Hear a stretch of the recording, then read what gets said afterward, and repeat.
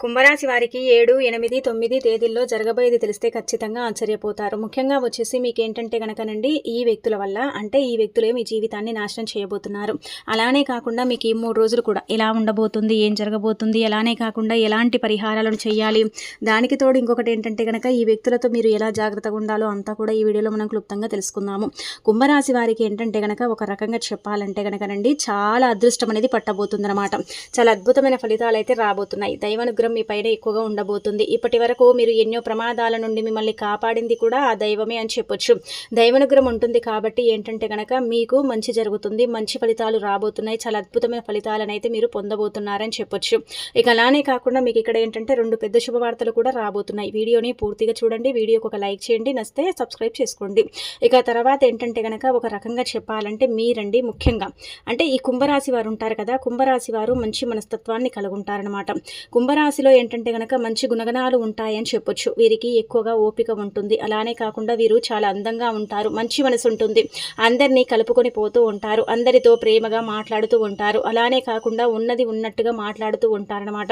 ఇప్పటి వరకు ఎన్నో కష్టాలు బాధలు పడుతూ ఏంటంటే గనక పెరిగారు. అయినా కానీ వీళ్ళకి ఏంటంటే దైవానుగ్రహం ఉంటుందని చెప్పొచ్చు. ఏ పని చేసినా ఎన్నో నష్టాలను కూడా ఎదుర్కొన్నారు. జీవితంలో డబ్బు బాగా సంపాదించాలనుకుంటారు, దానికోసం ఎంతో కష్టపడుతూ ఉంటారు. అయినా వీరికి మంచి లైఫ్ అనేది ఉంటుందని చెప్పుకోదగ్గ విషయం అన్నమాట. కుంభరాశి వారికి శని అధిపతి కాబట్టి శని గ్రహం యొక్క అనుగ్రహం వీరిపైన ఎక్కువగా ఉండబోతుంది. దీనివల్ల ఎంతో అదృష్టం అనేది వరించబోతుంది. ఏ పని చేసినా మంచి లాభాలు వస్తాయి, ఎలాంటి ఆటంకాలు జరగవు. ఆర్థిక పరంగా వీరికి బాగా కలిసి వస్తుంది, ఇంట్లో సంపదలు పెరుగుతాయి. అలానే కాకుండా మంచి రిజల్ట్ని కూడా వీరు పొందే అవకాశం ఉంటుందని చెప్పొచ్చు. అలానే కుటుంబంలో ఉన్న చిన్న చిన్న సమస్యలన్నీ కూడా తొలగిపోతాయి. డబ్బు పరంగా బాగా కలిసి వస్తుంది, ఇంట్లో డబ్బు కూడా పెరుగుతుందన్నమాట. అప్పుల బాధల నుండి మీకు విముక్తి లభిస్తుంది. మంచి శుభవార్తలు కూడా మీరు వినబోతున్నారు. మీరు అనుకున్న పనులన్నీ కూడా పూర్తవుతాయి, ఆగిపోయిన పనులన్నీ కూడా పూర్తవుతాయి. మీ జీవితంలో కొన్ని కొత్త మార్పులు ఖచ్చితంగా జరుగుతాయన్నమాట. కుంభరాశి వారికి చాలా తెలివైన వారు. వీళ్ళకి ఏంటంటే కనుక తెలివితేటలు ధైర్యం అనేది ఎక్కువగా ఉంటుందన్నమాట. ఏ పని చేసినా తెలివితో చేస్తారండి. ఏ సమస్య వచ్చినా ధైర్యంగా ఎదుర్కొంటారు. వీరి మాటల్లో గొప్పతనం అనేది ఉంటుందన్నమాట. అలానే కాకుండా వీరికి ధైర్యం కూడా ఎక్కువగా ఉంటుందని చెప్పొచ్చు. నానుకున్న వాళ్ళ కోసం వీరు ఏదైనా చేస్తారు. వారికి ఏ ఆపద వచ్చినా వీరు తోడుగా ఉంటారు. వీరు ఏంటంటే గనక ఒకరిని ఇబ్బంది పెట్టడం కానీ, బాధ పెట్టడం కానీ, ఒకరిని మోసం చేయటం కానీ ఇలాంటివి చెయ్యరు. అందరూ బాగుండాలని కోరుకుంటారు. కానీ కుంభరాశి వారికి ఏంటంటే కనుక ఖచ్చితంగా మోసాలు అలానే కాకుండా వీళ్ళను అంటే చాలా వరకు కూడా హింసించటం ఇవన్నీ కూడా జరుగుతూ ఉంటాయని చెప్పొచ్చు. అలానే దైవానుగ్రహం ఉంటుంది కాబట్టి ఎవరైతే మిమ్మల్ని ఇబ్బంది పెట్టారో వాళ్ళే మళ్ళీ మీ దగ్గరకు వచ్చి మిమ్మల్ని ఏంటంటే కనుక క్షమించమని కూడా అడుగుతారని చెప్పుకోదగ్గ విషయం అనమాట. ఇప్పటి వరకు మీరు పడుతున్న కష్టాలు బాధలు తొలగిపోతాయి. ఏ పని చేసినా మీరు ఊహించని ధనలాభం కలుగుతుంది. మీకున్న అప్పులన్నీ కూడా పూర్తిగా తొలగిపోయే అవకాశం ఉంటుంది. మీరు అనుకున్న పనులన్నీ కూడా సమయానికి జరుగుతాయన్నమాట. కుంభరాశి పరంగా మనం చూసుకుంటే కుంభరాశి అంటే ధనిష్ట నక్షత్రం 3, 4 పాదాలు, శతవిత నక్షత్రం 1, 2, 3, 4 పాదాలు, పూర్వాద్ర నక్షత్రం 1, 2, 3 పాదాలు, మొత్తం 9 పాదాలు కుంభరాశికి చెందుతాయి. వీరి కష్టానికి తగిన ఫలితం తప్పకుండా లభిస్తుంది. అలానే కాకుండా వీరికి అదృష్టం అనుకూలంగా మారబోతుంది. జీవితంలో ఉన్న ఇబ్బందులు తొలగిపోతాయి. మీకు మనశ్శాంతి లభించబోతుంది. మీరు అనుకున్నట్టుగా మీ జీవితం ఉండబోతుంది. మీ జీవితంలో మీరేంటంటే కనుక కోల్పోయినవన్నీ కూడా మరి తిరిగి మీరు దక్కించుకునే అవకాశం కూడా ఉంటుందన్నమాట.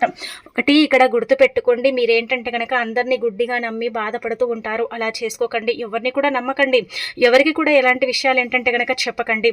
ఇక ఆ తర్వాత మీకు మంచి రోజులు ప్రారంభం అవుతున్నాయి. కానీ కొంతమంది ఏంటంటే కనుక మీ లైఫ్లో మిమ్మల్ని చెడగొట్టాలని చూస్తున్నారు, మిమ్మల్ని బాధ పెట్టాలని చూస్తున్నారు అనమాట.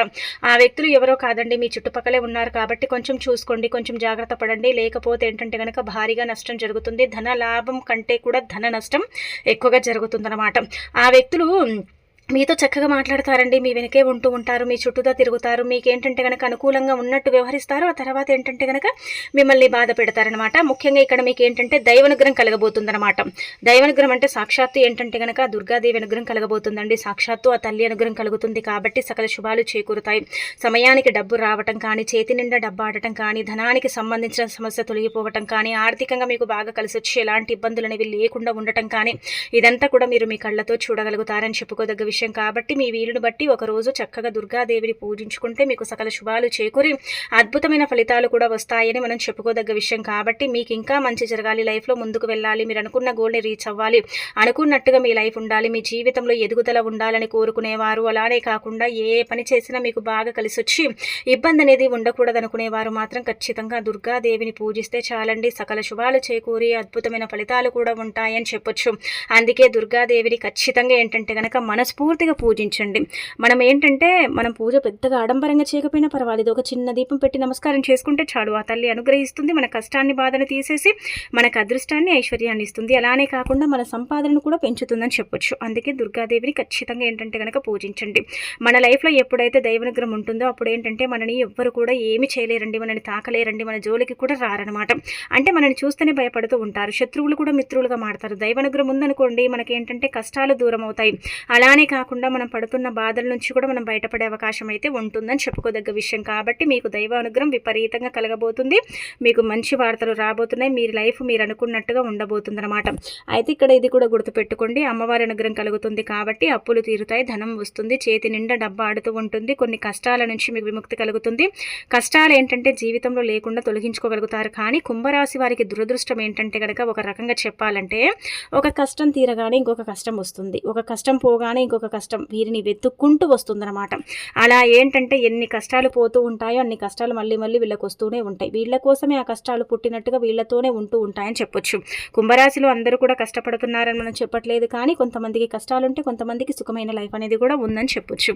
కాబట్టి ఏంటంటే కష్టం అనేది అధికంగా రాకుండా ఉండాలంటే గుర్తుపెట్టుకోండి, నిమ్మకాయలు మనందరికీ తెలిసింది కదా. అయితే మీరు ఒక మంగళవారం కానీ లేదంటే ఒక రోజు మంచి రోజు చూసుకొని 3 రోజుల్లో కావచ్చు, 3 రోజుల తర్వాతనైనా సరే కావచ్చు, మర్చిపోకుండా ఏం చేయండి అంటే కనుక ఒక నిమ్మకాయని తీసుకోండి, పసుపు రంగులో ఉండే నిమ్మకాయని తీసుకొని దానికి మధ్య భాగానికి కట్ చేసి ఒక నిమ్మకాయని కానీ 2 నిమ్మకాయలు కానీ తీసుకొని ఆ నిమ్మకాయల రసం మొత్తం పిండేసి వాటిని ఏంటంటే కనుక చక్కగా ప్రమిదల్లాగా చేయండి. అంటే నిమ్మకాయ డొప్పల్లో మనం దీపం పెడతాం కదండి, చాలా చాలా శక్తివంతమైన దీపం కాబట్టి ఈ దీపం పెట్టొచ్చు అనమాట. ఈ దీపం వల్ల ఏం జరుగుతుందంటే మనకు మధ్య మధ్యలో ఆటంకాలు అడ్డంకులు తగులుతాయి, అవి కోలుకోలేకుండా మనని ఇబ్బంది పెడుతూ ఉంటాయి కదా. అలాంటి వాటి నుంచి మీరు బయటపడటానికి, మీకు మంచి లైఫ్ అనేది ప్రాప్తం అవ్వటానికి, అలానే కాకుండా దైవనుగ్రహం కలిగి మీరు ఎక్కడ కూడా మోసపోకుండా చక్కగా అపజయ పాలవ్వకుండా విజయాన్ని పొందటానికి ఏంటంటే కనుక ఈ దీపం ఉపయోగపడుతుంది. మీ కోరికను కూడా ఒక రకంగా చెప్పాలంటే కనుక ఈ దీపం తీరుస్తుంది. కాబట్టి నిమ్మకాయల డొప్పల దీపం ఏంటంటే కనుక వెలిగించండి. ఇది చాలా చాలా పవిత్రమైన దీపంగా పరిగణిస్తారు.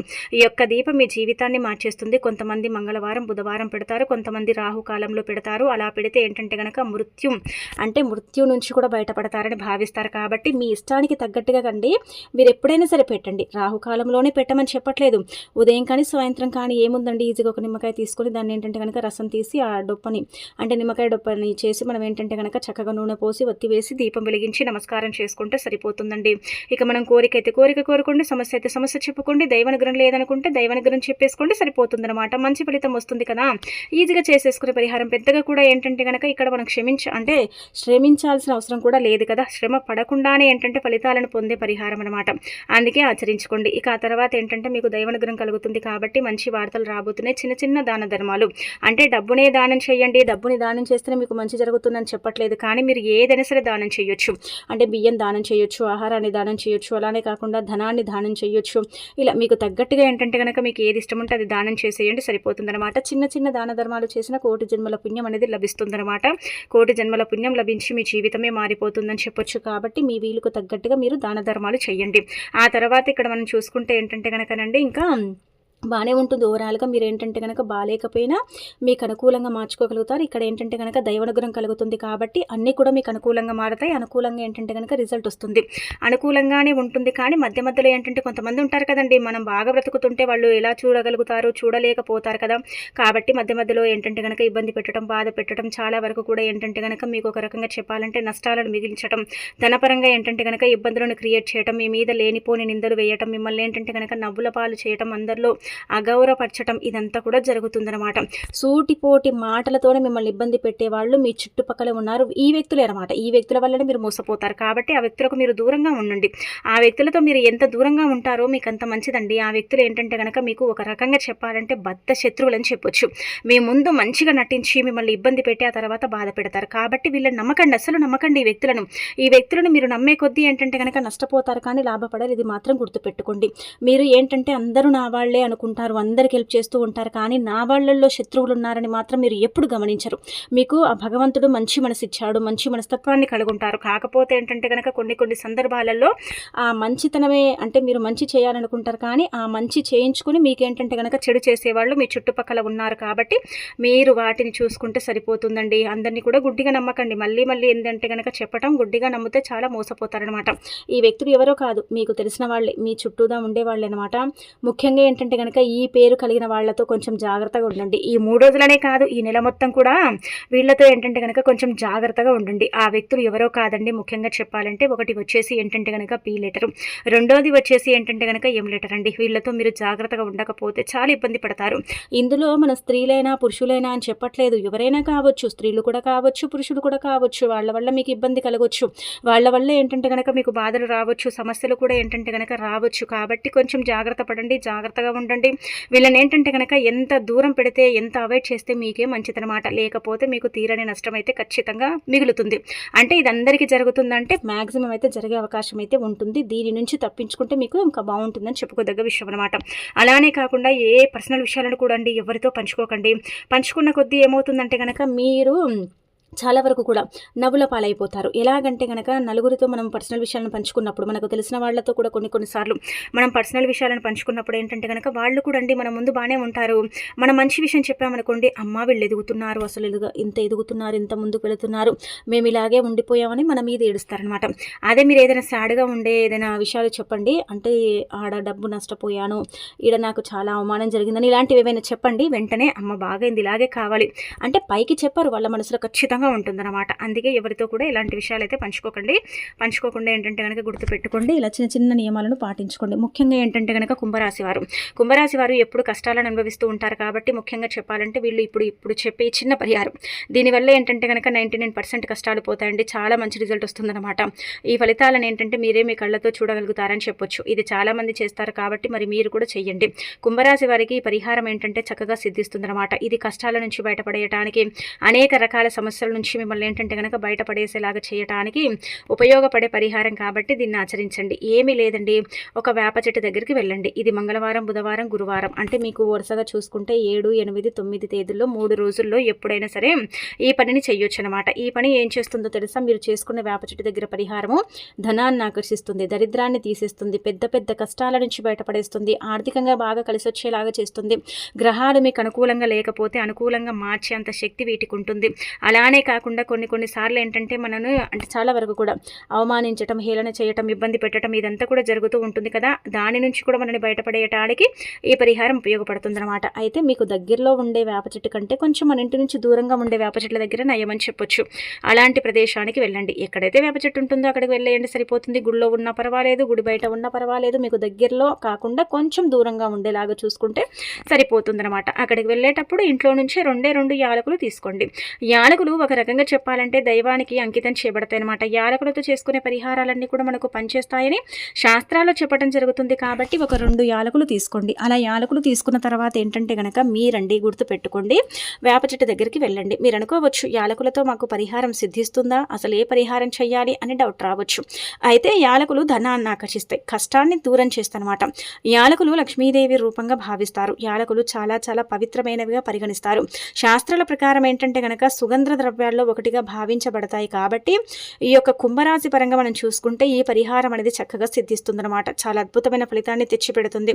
ఇందులో ఇంకా మీకు ఎలాంటి డౌట్ కావచ్చు, సందేహాలు కావచ్చు పెట్టుకోకుండా ఈజీగా చేసుకోండి. అయితే 2 యాలకులు తీసుకొని వేప చెట్టు దగ్గరికి వెళ్ళి ముందుగా ఏంటంటే గనక వేప చెట్టుకు నమస్కారం చేసుకోండి. ఎందుకంటే పచ్చని వృక్షం దగ్గర మనం పరిహారం చేస్తాం కాబట్టి తప్పకుండా నమస్కారం చేసుకోవాలండి. నమస్కారం చేసుకుంటే మంచిదనమాట. ఇది దేని పరంగానైనా సరే పనిచేసే పరిహారం అండి. కష్టం, బాధ, దుఃఖం, దారిద్ర్యం ఏదైనా సరే తొలగించడానికి, ధనం రావటానికి, డబ్బు లేని దగ్గర డబ్బుని మనం చూడటానికి, ధన ద్వారాలు తెచ్చుకోవటానికి, మనకు దైవానుగ్రహం కూడా కలగటానికి ఉపయోగపడే పరిహారం అని చెప్పొచ్చు. కాబట్టి 2 యాలకులు తీసుకొని మీరు ఎక్కడైతే వేప చెట్టు ఉంటుందో అక్కడికి వెళ్ళి నమస్కారం చేసుకొని 3 ప్రదక్షిణలు చేసి ఆ తర్వాత వేప చెట్టుని 2 చేతులతో తాకి తీసుకెళ్లిన యాలకులు రెండింటిని కుడి చేతిలో పట్టుకొని గట్టిగా ఏంటంటే గనక మీకుండే సమస్యలు కావచ్చు, కష్టాలు కావచ్చు, బాధలు కావచ్చు, ఏవైనా కావచ్చు, మీ లైఫ్లో మీకు ఏవైతే ఉన్నాయో, ఏవైతే మిమ్మల్ని ఇబ్బంది పెడుతున్నాయో వాటి గురించి చెప్పి 7 సార్లు తల చుట్టుగా తిప్పి ఆ యాలకులు ఏంటంటే గనక వేప చెట్టు మొదట్లో వేసేసి వెనక్కి తిరిగి చూడకూడదు. చూస్తే చేసిన పరిహారం వేస్ట్ అయిపోతుంది. అలానే కాకుండా తల చుట్టుతో తిప్పాం కాబట్టి దానివల్ల ఎలాంటి ఫలితం అయితే రాదు కాబట్టి చూడకూడదు. ఎప్పుడు కూడా ఏంటంటే గనక తల చుట్టూ 7 సార్లు ఇప్పుడు మనం తిప్పాం కదా, ఇదనే కాదు ఇంకా మిగతాదైనా సరేనండి, మనం తల చుట్టూ తిప్పి పడేసిన తర్వాత వెనక్కి తిరిగి చూస్తే ఏమవుతుందంటే మళ్ళీ ఆ చెడు మన వెంట వస్తుంది, మనని ఇబ్బంది పెడుతుంది, బాధ పెడుతుంది, మనం చేసిన పరిహారం అంతా కూడా వేస్ట్ అయిపోతుంది అనమాట. అందుకే వెనక్కి తిరిగి చూడకుండా చక్కగా ఏంటంటే గనక యాలకులు అక్కడ వేసేసి ఇంటికి గమ్మునొచ్చి కాళ్ళు శుభ్రం చేసుకోండి. ఎవరితో చెప్పకండి, ఎవరితో పంచుకోకండి. మేము ఇలా చేశామని చెప్పాల్సిన అవసరమే లేదనమాట. కాబట్టి ఎవరికి చెప్పకుండా గమ్మునైపోండి. మీకే అర్థమైపోతుంది, మీకే తెలిసిపోతుంది ఎంతలా ఫలితం వస్తుంది, ఏం జరుగుతుంది అనేది మీరే మీ కళ్ళతో చూసి షాక్ అయిపోతారనమాట. నమ్మకంతో చేసుకోండి. ఇంకా అనంతరం వచ్చేసి విద్యార్థులకు కలిసి వచ్చే కాలము, విద్యలో బాగా రాణించగలుగుతారు. విద్య పరంగా వీళ్ళకి ఏంటంటే కనుక బాగుంటుంది. వృత్తి ఉద్యోగం చేసే వాళ్ళకు కూడా బాగుంటుంది. ఉద్యోగంలో ప్రమోషన్స్ రావటం, బదిలీలు అవ్వటం, జీతాలు పెరగటం, అలానే కాకుండా ముఖ్యంగా చూసుకుంటే సంతానం లేని వారికి సంతానం కలగటం, అంటే వ్యాపార పరంగా మంచి అభివృద్ధి ఉండటం, వ్యాపారం బాగా కలిసి రావటం, ఇబ్బందులు లేకుండా కొంచెం ఏంటంటే కనుక ప్రశాంతమైన జీవితాన్ని గడపటం, ప్రశాంతంగా ఏంటంటే కనుక మీ లైఫ్ని మీరు అంటే సమకూర్చుకోవటం, ఇదంతా కూడా జరుగుతుందని చెప్పొచ్చు. ఈ 3 రోజుల్లో ఏంటంటే కనుక బాగానే ఉంటుందండి. ఇబ్బందులు ఉన్నప్పటికీ కూడా పర్వాలేదు, వాటిని అంటే నెట్టుకొని అంటే మీరు ముందుకు వెళ్ళే అవకాశం అయితే ఉంటుందని చెప్పుకోదగ్గ విషయం. కాబట్టి ఎన్ని ఇబ్బందులు ఉన్నా సరేనండి, మీకు ఏంటంటే మంచి ఫలితాలు రాబోతున్నాయి, దైవానుగ్రహం కలగబోతుంది. ముఖ్యంగా ఏంటంటే కనుక అనేక రకాల కష్టాల నుంచి, బాధల నుంచి బయటపడతారు. ఆర్థికంగా ఫైనాన్షియల్గా బాగానే ఉంటుంది. అప్పులు తీర్చుకోగలుగుతారు, అప్పులు ఇచ్చే స్టేజ్కి వెళ్ళగలుగుతారు. ఆగిపోయిన డబ్బు కూడా వస్తుంది, చేతి నిండా డబ్బాడుతూ ఉంటుంది. ధనానికైతే మీకు ఎలాంటి ఇబ్బంది అయితే లేదు. కొన్ని చిన్న చిన్న కష్టాలు ఉన్నాయి కాబట్టి వాటిని మీరు చూసుకుంటే సరిపోతుంది. మిగతా అదంతా కూడా పర్ఫెక్ట్ అని మనం చెప్పుకోదగ్గ విషయం. కాబట్టి పరిహారం కూడా చేసుకోండి ఖచ్చితంగా.